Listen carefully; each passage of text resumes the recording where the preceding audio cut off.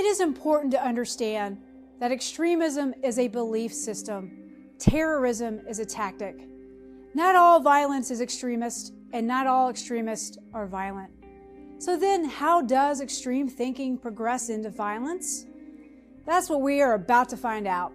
The violent attacks in this video are horrific, and they come at the hands of airmen.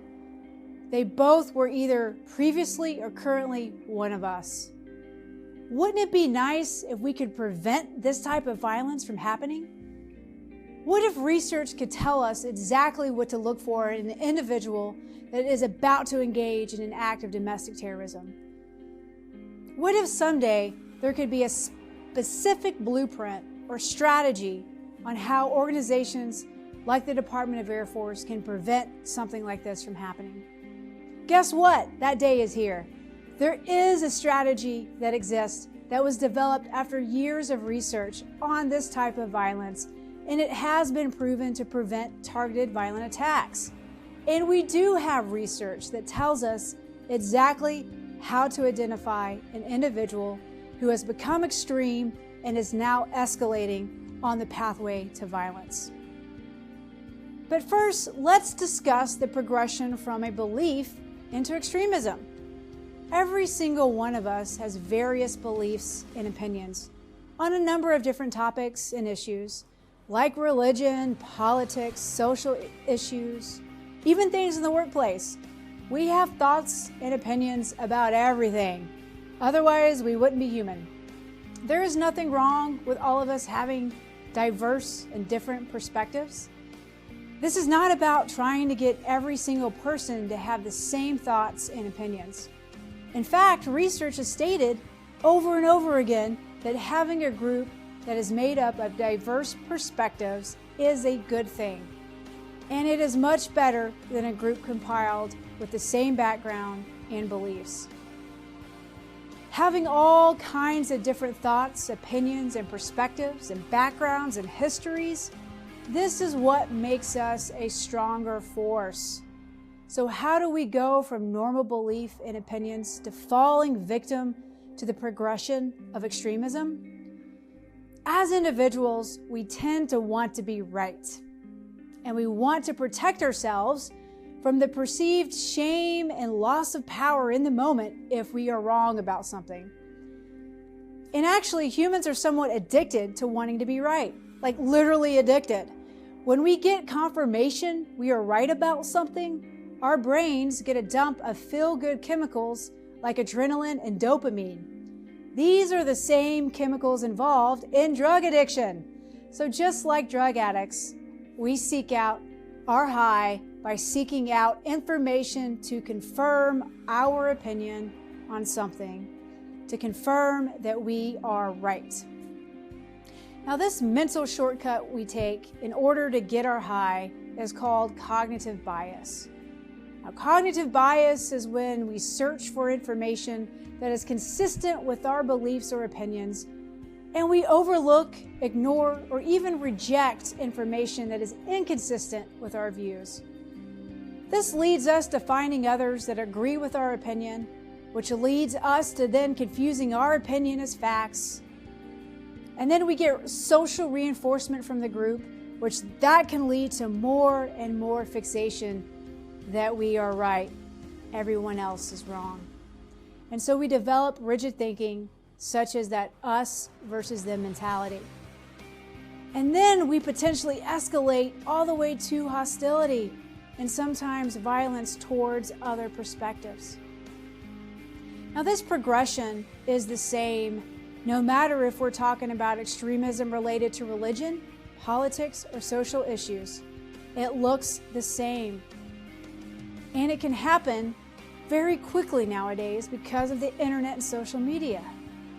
So if you only have people that share your perspective on social media, or if you spend your time in an online chat room with folks who only share your same beliefs, or perhaps you only get your information from a source that is one-sided, that can be cause for concern.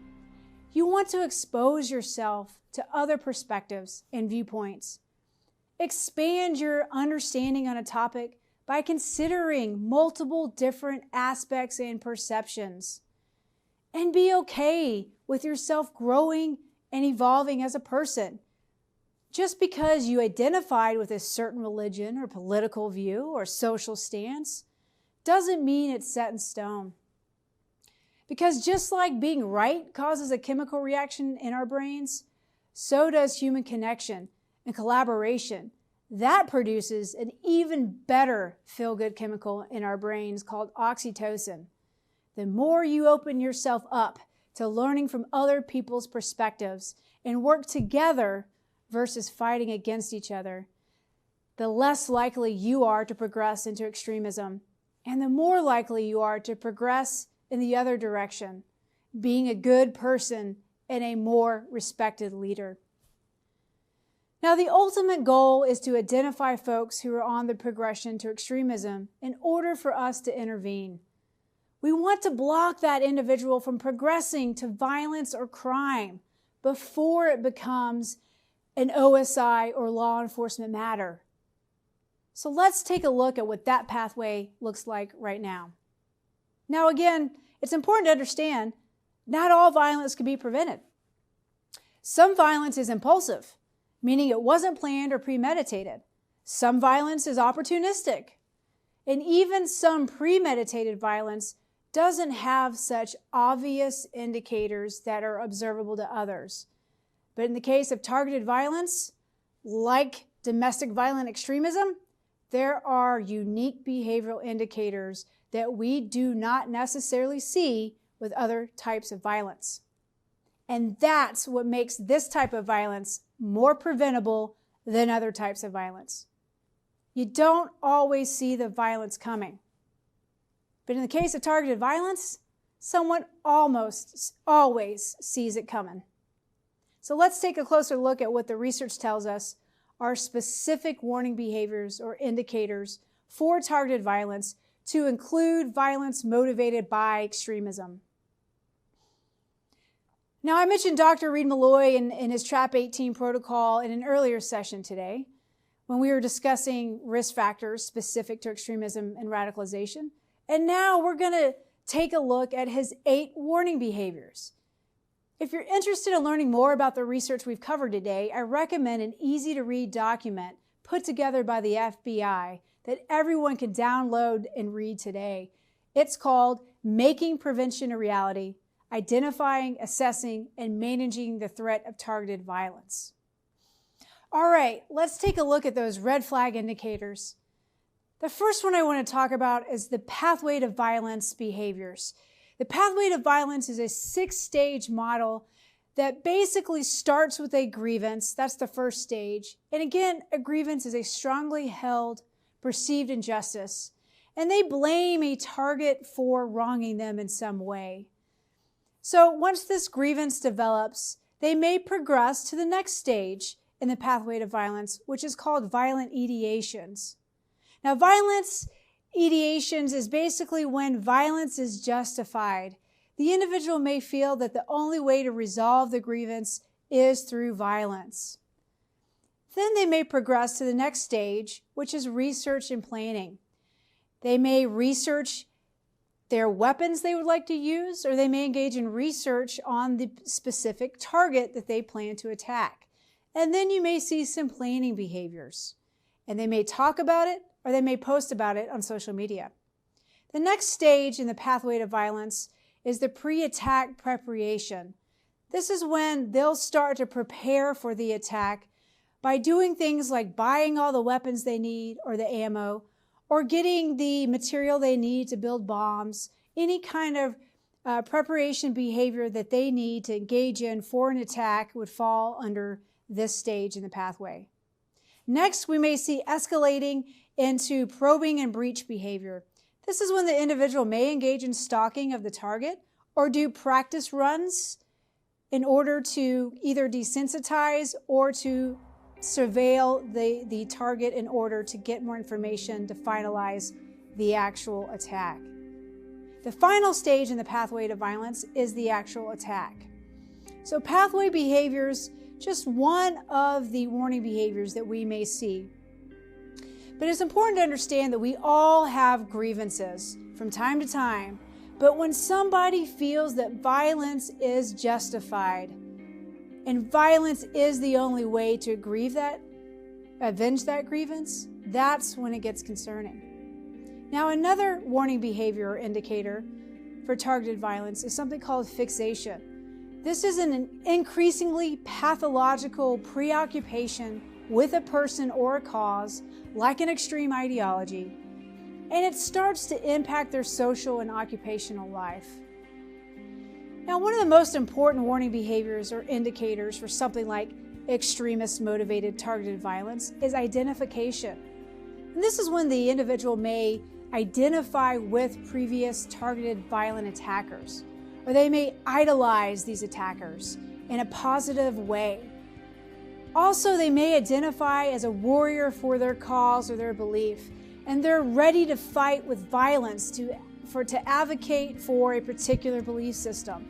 So again, they either identify with a previously known attacker, or they identify themselves as a warrior to fight for their cause. Another warning behavior is something called novel aggression. This is when they may engage in recent acts of violence or aggression that may not be related to the actual planned attack, and it may be even out of character for that individual. But again, it's a warning behavior. We have to pay attention to it. Another indicator for targeted violence is energy burst.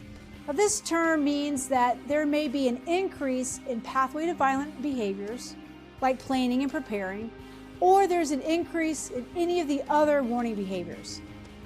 An example may be you'll start to see a number of warning behaviors happening all at the same time. Now, leakage is another indicator that's super important to understand.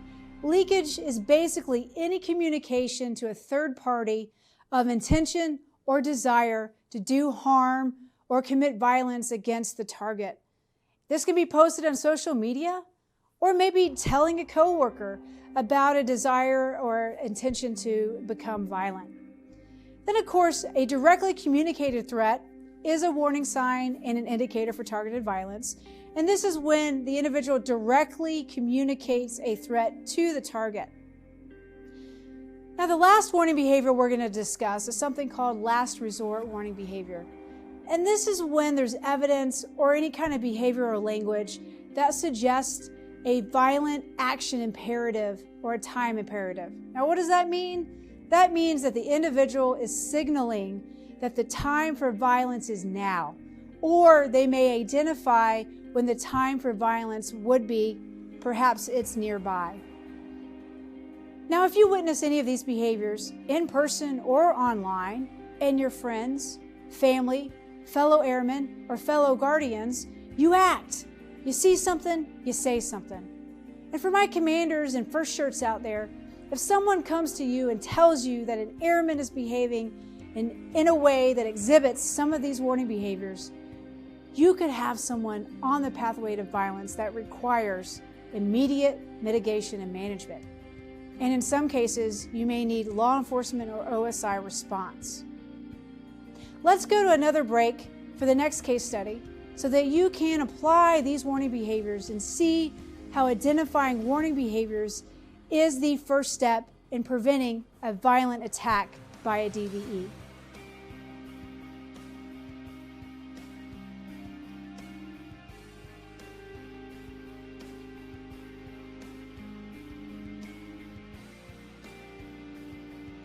In the last case example, hopefully you are able to identify the pathway to violence behaviors, especially the research, planning, and preparing stages.